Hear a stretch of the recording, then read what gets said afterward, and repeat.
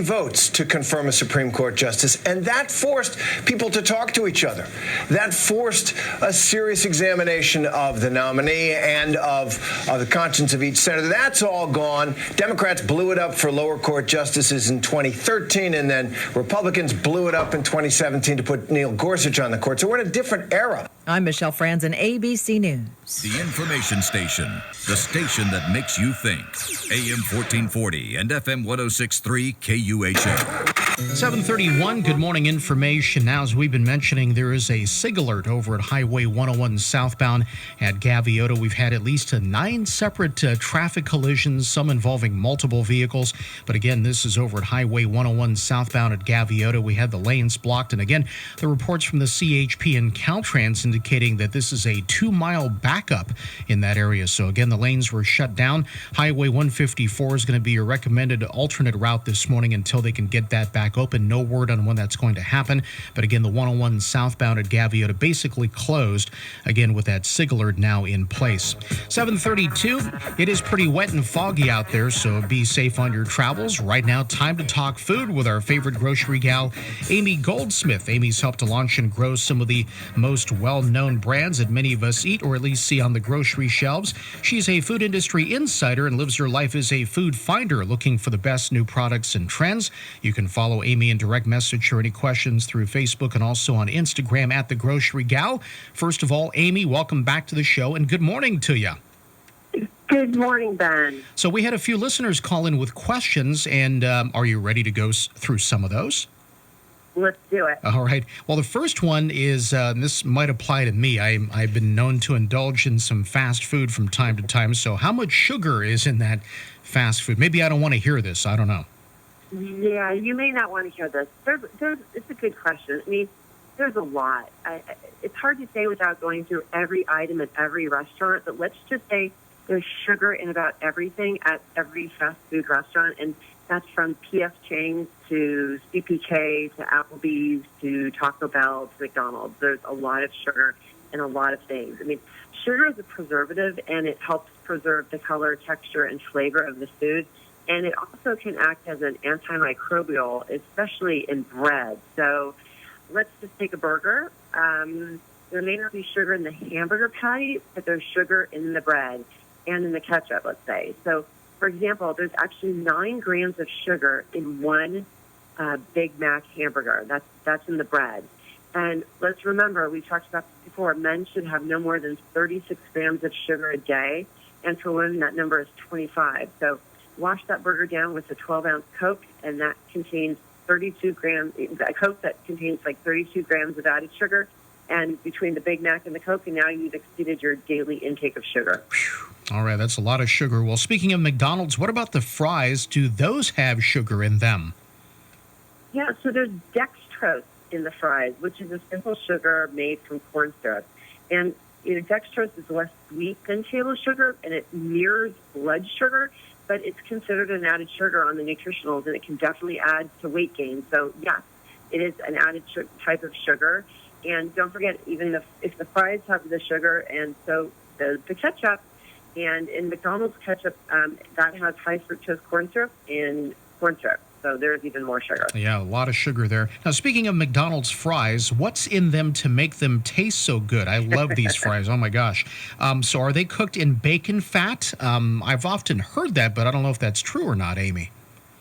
So McDonald's used to use French fries that were cooked in beef tallow, which is a hard, fatty substance made from rendered animal fat. And it's also good for high-temperature cooking, like frying, right? So it's also used to make candles and soap. But in the 90s, McDonald's ditched it, and it switched to vegetable oil. And it's like a vegetable oil kind of combo. Okay. And canola oil, corn oil, soybean oil, hydrogenated and soybean oil. So there's no more of the tallow, but they've now added a natural beef flavor that includes wheat and milk derivatives. So no pork fat ever used, but you're asking, what's the secret? Yeah. So I called McDonald's, and, they gave me that we use the best potatoes, blah, blah, blah, blah.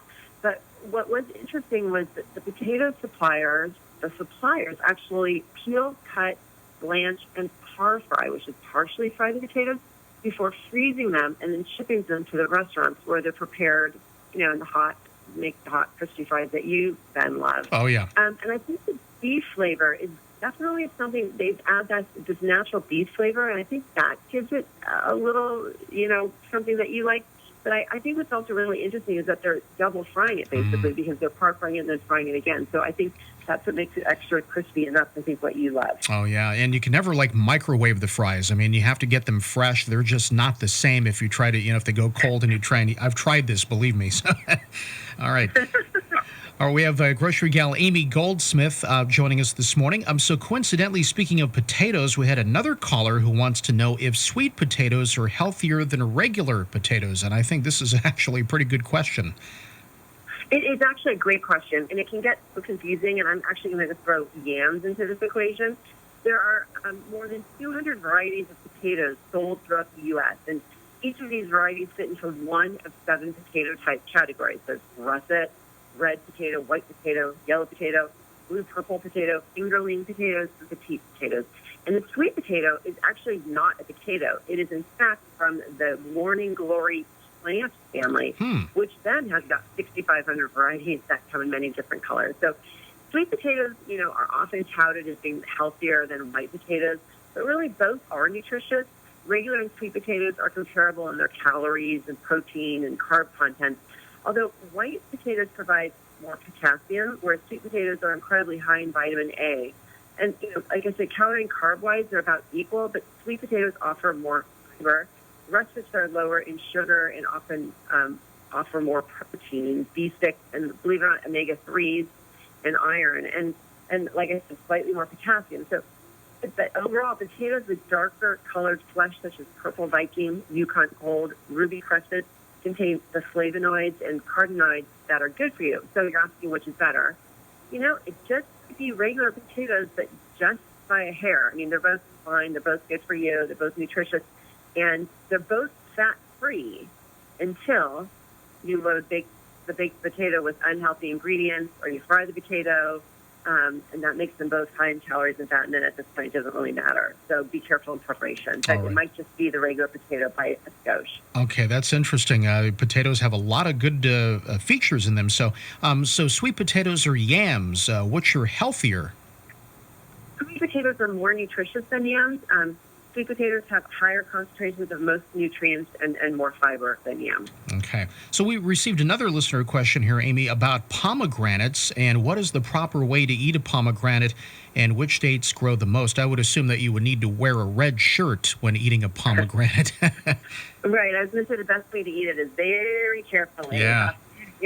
My mom used to put us in these junky play clothes and sit us outside to eat pomegranates, because they stain, like you said. But pomegranates are so good for you. They're actually part of the Mediterranean diet, which is considered the healthiest way in the world to eat. There are so many benefits to eating pomegranates or even drinking pomegranate juice. There are more than 3 times the amount of antioxidants in pomegranate juice than wine or even green tea. So eating a pomegranate has anti-inflammatory effects. It can protect the human body from various diseases like type 2 diabetes and obesity. Also, eating pomegranates regularly helps in improving gut health, digestion, and overall, it just protects our cells. Of course, it has sugar, but it's natural sugar.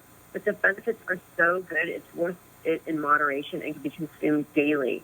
So ideally, eat or drink pomegranates or pomegranate juice on an empty stomach, and don't drink water afterwards because water will slow the absorption.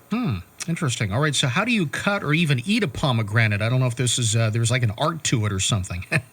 There are YouTube videos on this, so you can Google it. I mean, some say, cut off the crown, score it in quarters, put it in cold water in a bowl, and it loosens the seeds to make them easier to collect. And then while they're underwater, gently pull the skin off and run your fingers through each quarter. But again, I would just Google it or YouTube it. Or you can do it my way and put clothes on, cut it in halves, and use your teeth to make a mess. That might be the way to do it. So what else can you do with those seeds? With pumpkins, I mean, sometimes people cook those in the oven and eat them, but what else can you do with pomegranate seeds? I eat them plain, or, I add them to salads as like a salad topper. For many pomegranate recipes, again, Google it, It's a Middle Eastern fruit, so it tends to go great with Middle Eastern flavors like hummus and tahini and braised meat. And don't forget, you can buy pomegranate seeds usually already out of the fruit, so you don't have to deal with doing all the work. Ah, okay. So where do they come from exactly? Who produces the most pomegranates? So India and Iran are the largest producers worldwide, and in the United States, 90% come from Sweet Home, California. And they're in season from the end of September through November, and they store well, so sometimes they're available even into January in some years. But Ben, I have a little bit of pomegranate trivia for you. All right, I'm curious. So what do you got for us? Okay, this is good. So during the Jewish high holiday of Rosh Hashanah, which we just had, it's the Jewish New Year, it's traditional to have pomegranates at the celebration because in Jewish tradition, pomegranates are supposed to have exactly 613 seeds. So in Jewish tradition, if you cut that pomegranate open, there's 613 seeds, and this is because there's 613 commandments in the Jewish Torah. But in actuality, pomegranate seed counts range from 165 to over 1,300 seeds. Wow. With the average of that is 613. So Okay. the rabbis were actually onto something, saying that, those seeds represent the commandments. Yeah. So now you're ready. If you ever play Trivial Pursuit or you find Alex Trebek knocking at your door, you can say, that there's 613 seeds in a pomegranate on average. Did not know that. That is interesting. All right, so there you go. So I guess to maybe sum up this morning, watch your intake there on fast food. Potatoes are really good for you, no matter what the color they are. And, of course, with pomegranates, they're talking about the health benefits of those if you're just doing the juice or maybe cutting one open and doing all the work. And hang on to those seeds. I guess they're good for you. So some good information. Amy, we appreciate the feedback from listeners out there, too. We like that. Absolutely. It's great. It's absolutely great. Thank you so much. All right. And by the way, you can follow Amy in direct message, share any questions through Facebook and also on Instagram at The Grocery Gal. Amy, we'll leave it there. Have an excellent day. And I'm sure we'll do something maybe Halloween related with you before we talk again. That'll be next week here on the information station. That's great. Looking forward to it. All right. It's 7:43. Don't forget, birthdays and anniversary wishes. 928-1440 is my number. Want to be a savvy healthcare consumer? This is Billy Joe Crivello, and here's some food for thought about how we use our health plan and general information that just might be of help to you. Ask the cost of that generic medication before you present your insurance card. Asking questions of your healthcare provider, such as, "What is this test for?" is the first step consumers can take toward the entire cost of healthcare. Also, when having your routine annual exam, be sure your doctor or practitioner is not adding lab work not covered by your plan. Know your benefits. Understand what is and what is not